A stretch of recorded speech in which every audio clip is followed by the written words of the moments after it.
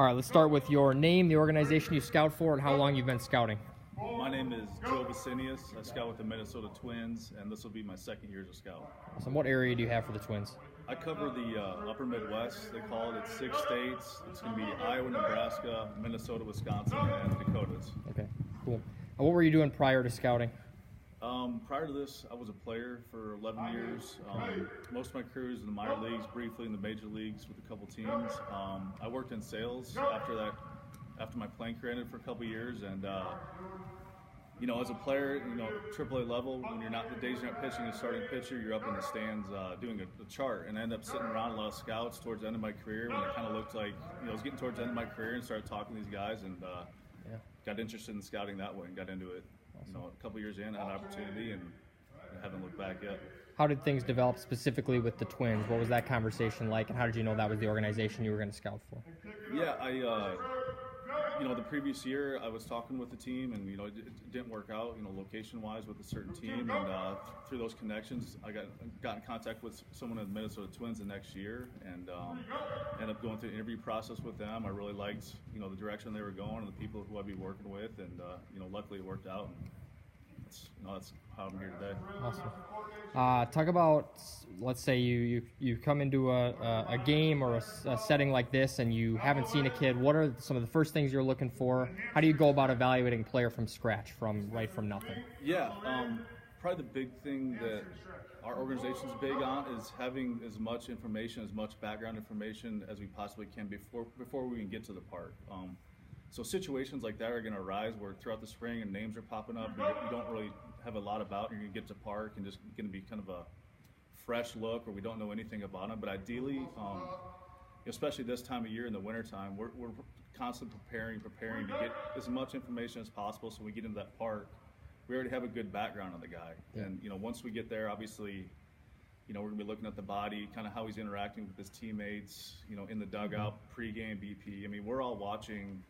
A lot of kids might think that, once the game starts, all right, now the scouts are focused in, but again, we're preparing before we can get there, and before the game, we're constantly watching and talking to people, and so I think the big thing that comes with a lot of good scouts is preparation. Okay, very good. Talk about the intangibles and how you go about evaluating things like that. What are some things you look for a guy's makeup? Who are you calling? Who are you talking to? How do you figure those things out? Yeah, as far as on-field stuff, it's stuff that a lot of times, intangibles, they say a lot of times you can't teach stuff. Dustin Pedroia, he can do a lot of different stuff that if you went out and scouted him one day, you wouldn't see those things. Mm-hmm. So a lot of it revolves with preparation again, talking to, former high school coaches, talking to summer ball coaches. I'll talk to even like a high school kids football coach. I'll talk to a guidance counselor. As much information as you can possibly gather.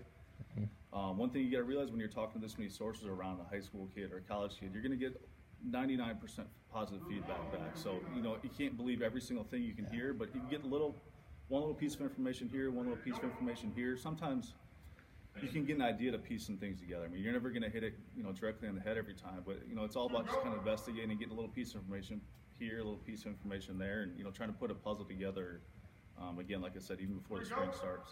Awesome. What to you is the biggest difference between, let's say, a top 3-round draft pick and then a low round 20 to 25 round type guy? Yeah, in that type of situation, there can be so many different variables where, ideally right off the bat, I want to say tools. A lot of times tools are going to separate, that player from the next player, but, you can't always say that for every scenario. There could be a 3rd-round pick that, a lot of guys think has those intangibles we talked about earlier. Maybe they don't have the tools. The guy in the 20th round is maybe a guy that can throw hard but can't command it. So there's so many different variables that go into a situation like that with each year and each draft pick. But right off the bat, ideally and majority of the time, I'd say that the major league tools are going to separate a guy from the 3rd round and 20th round.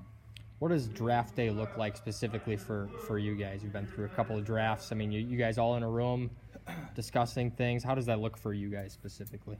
I'm still a rookie and still learning this. I've only been through one draft. This will be my 2nd draft coming up. So, last year, our organization, they select a handful of area scouts each year to be in the draft room. I think it's kind of the philosophy where, you don't want too many cooks in the kitchen. I don't think it really benefits many people. I'm not saying this is wrong, but have 30 scouts in one room. Just ideally you want to have all the information present, have just enough guys there as possible to contribute. But during the draft, obviously you want to have all your information out in front of you. You want to be fully prepared. Leading up to the draft is probably more important than the actual draft day. The last couple weeks leading up to that day is constantly checking in with your guys. The guys you're targeting, trying to get a feel where they're going, making sure everything's healthy. So, there's a lot of different little things you need to do to make sure everything's lined up before you can put your name in a player. But the actual draft day itself, it's almost kind of like Christmas morning. We've been working this whole year for this one day, and for those few days during the draft, it's to me, it's a fun time. It's something that I'm looking forward to already for next year. Awesome. Perfect. Thanks for doing this. Yeah. Appreciate it.